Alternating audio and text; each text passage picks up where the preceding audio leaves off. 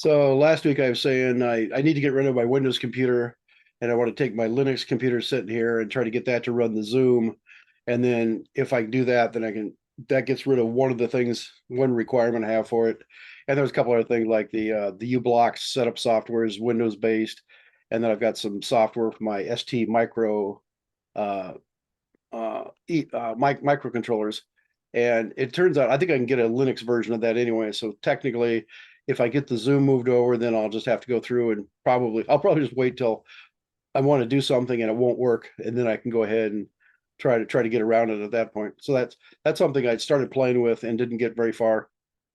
Which brings up the next thing that I bought these new headphones that I bought them over at the pawn shop, and so I'm going to try these today so I can play this back. This is on they work on my Windows machine. They do not work on the Linux machine. I can't figure out why. I got them plugged in. They weren't working. So I started the obligatory 3 hour search for how do you fix this stuff. They're saying, oh, delete this directory, add this driver. And I thought, I don't want to screw up everything right now. So I just kind of gave up. And I thought, well, what are the other ones? Here's my old ones right here. If I plug them into the Linux machine, it understands those and they seem to work. And the other thing is I can't find the microphone on my laptop. Typically at the top, it'll be up by the camera on your laptop. And I thought, well, if I tap on it on the top, I should be able to get the audio to show up. And nowhere I tap on the laptop does it work and show me what it's doing. But if I've got this one and if I tap on this one when it's plugged in the Linux machine, I can see it doing something. So that's something else that has me baffled. And so that's just something else I'm going to put on the shelf, and then one of these days I'll get back to that. The other thing for the last several months, Al and I in off meeting have been talking about the fact that possibly my neighbors are going to move out, and I was going to be real happy about that. And it looks like as of yesterday they have moved out, so that's going to make me happier. I don't have to put up with them anymore. And the only other thing I was thinking of, I was just mentioning to Al that I was thinking about my lawn tractor and telling him what state it's in, and if I just bolt the RC servo back on and put a steering positions potentiometer on there and just add a random microcontroller with just enough code to get the steering to work, I could get to the point where I could drive it around, say with remote control, just have it drive around my yard.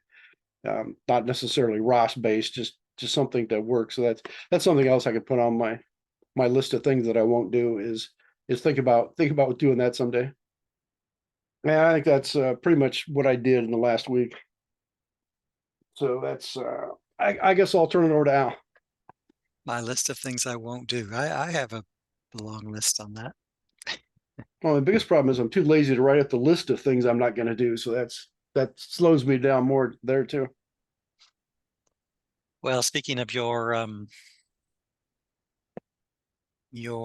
machine, where I'm housing my lawn tractor at the moment, the guy said, "Hey, can you make a robot that will take out the trash?" And I'm like, "Well, it's probably possible." And as with most things, you start searching around. Somebody else has already done a lot of it, or not, or at least some of it. And Terry just showed ever so briefly a little bit of his platform that he was making for a snowmobile, and this, as you can see, is a couple of wheels and a body, and then a actuator that's lifting up on this handle on the garbage can, and it pulls it back. It's also, you might not be able to see it, but it's also got some sort of little wheel down there for, I guess, stabilizing it or something. But I'm wondering, wouldn't it be interesting if you had one platform and you could do multiple things with it? And so that's one. As you were mentioning your machine and poking around, I was remembering his idea of getting a robot to take out the bin. And those are actually not rollerblade, hoverboard wheels on that thing. They look like it, don't they? And there's probably like a little what do you call it? Like a rollerblade wheel is what he's using for his caster wheel in the back there. I saw Yeah, another one where a guy built a little like a train. So he built like train tracks that ran from the back of his house to the front of his house, and he just put his cart onto this little platform, and then that would drive out to the street where they could dump it. And then when they're done, they put it back in the cart, and then they would drive back around. So various people have looked at that and have different ideas on that. Yeah, I'm trying to find, how do I get to back to the chat here? So on your lawn tracks, you could have, like on big tractors where you have a front end loader, or you put a snow blower on it or whatever. You can do the same thing with your lawn tractors. Have something that can grab onto your trash and pick it up and carry it around. As far as my stuff goes, oh, come on.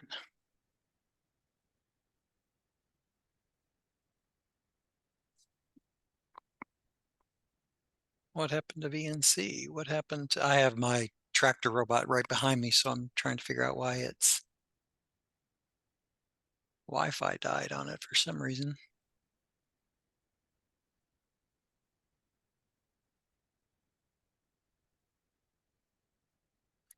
Bear with me just 1 second.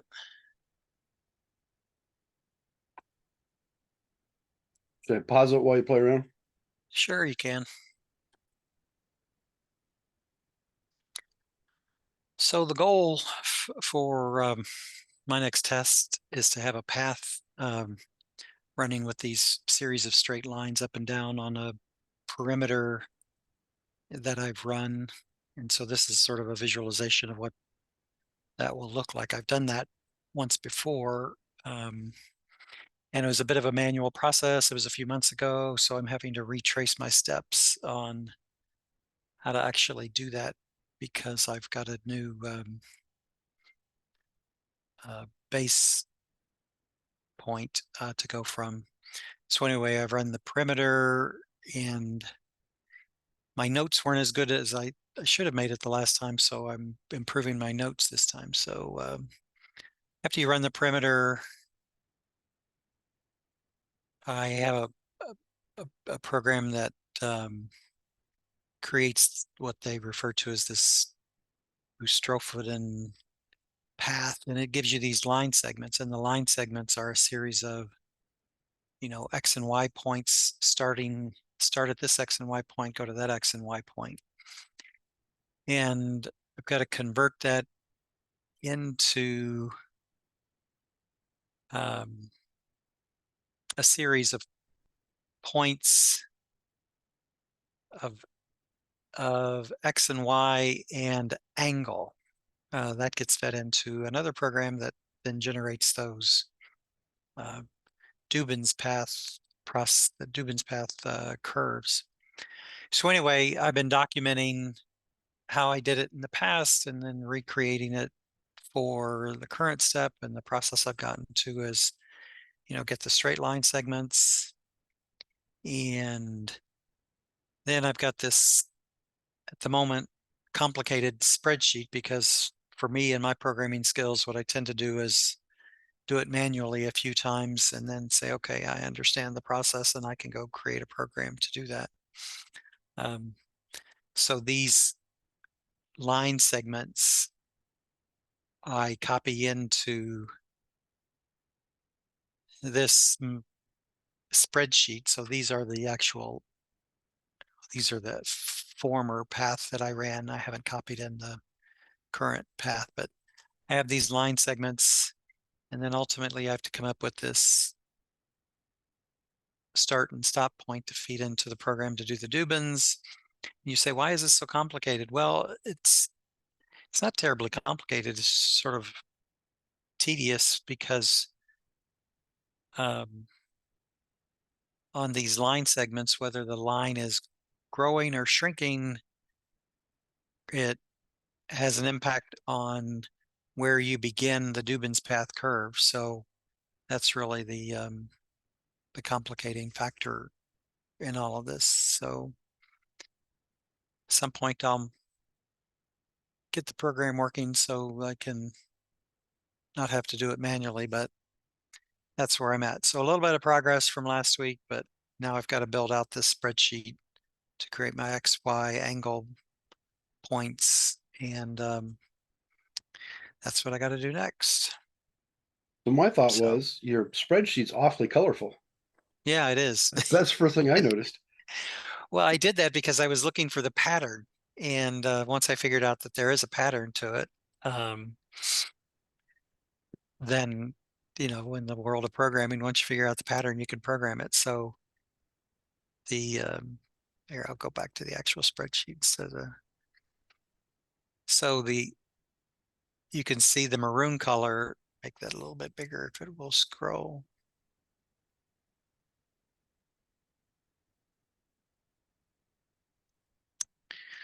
So maroon, green, purple are consistent, at least for these first 10 stripes, but the gold color or yellow color, that's not consistent. So I got to figure out the math associated with how do I calculate when yellow should be here on what I refer to as the lower intercept, or when yellow should be here on the bottom, but the next line. And it all has to do with to get that clean keyhole Dubin's curve, uh, to make those 2 points, the start and stop point of the Dubin's path, perpendicular to the line segments. If you drew a line between the 2 points on the Dubin's path keyhole, so to speak. Anyway, I'm sure a smarter person who understood geometry better than I do, and maybe some vector math in there somewhere, could program all that without having to think about it. But I haven't been able to find any other examples on, ROS documentation. So ergo the reason of following this torturous, laborious manual process. That's where I'm at.